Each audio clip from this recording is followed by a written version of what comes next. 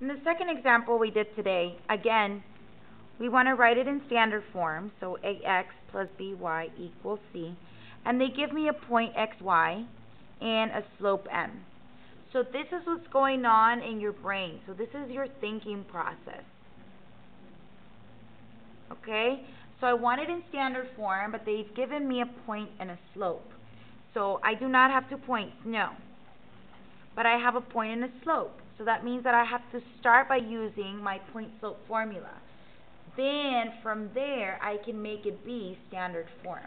So this is your thinking process. Okay, you go from there all the way to here. So I'm going to do that. I have my m, 1/2, my x is 3, and my y is 4. So now I'm going to plug it into the formula. y1, m, and x1. Okay? Now I'm going to have my line here. The first thing I see is those parentheses, so I'm going to have to distribute before I do anything, that 1/2 in. Okay, this is still the same thing on this side. I have 1/2 x and 1/2 times -3.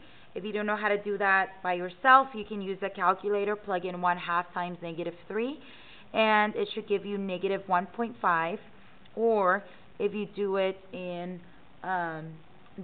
fraction, it would be -3/2.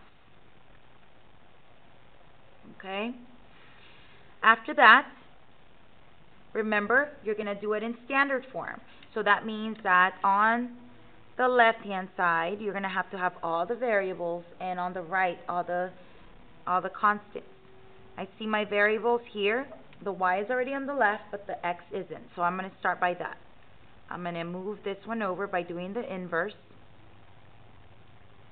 This cancels out, so I have -1/2 x. I'm going to list the x's first because that's what the standard form has it, the x first. The y is positive. There's no sign in front of it, so it's positive, so plus y. And I do have that -4 as well. On this side, only the -3/2 is left. Okay, or 1.5. Now, the only problem is that constant is here on the left, and it has to be on the right. So I'm going to move that.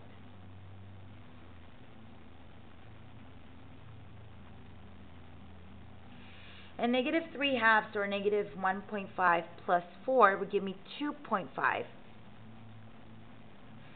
Okay? Or 5/2. After that, it looks like I'm done, right? I have my A, B, and the C. They're in the right sides. However, this one is a negative and a fraction. And remember that A cannot be neither a fraction nor a negative. So that means I have to multiply both, all sides, all terms, by something so that I can eliminate the negative and the fraction. So to eliminate the over 2 in the fraction, I would multiply by that denominator. And to eliminate the negative, I can make this a negative, because negative times a negative is a positive. And what I do to one side, I do to the other. Here, don't forget to distribute. So -2 times -1/2. If you can't do it in your head, you enter it in the calculator. It should give you 1x. Don't forget that other term. You also have to multiply it. -2 times y would be -2y. And on the other side, 2.5 times -2 should be -5.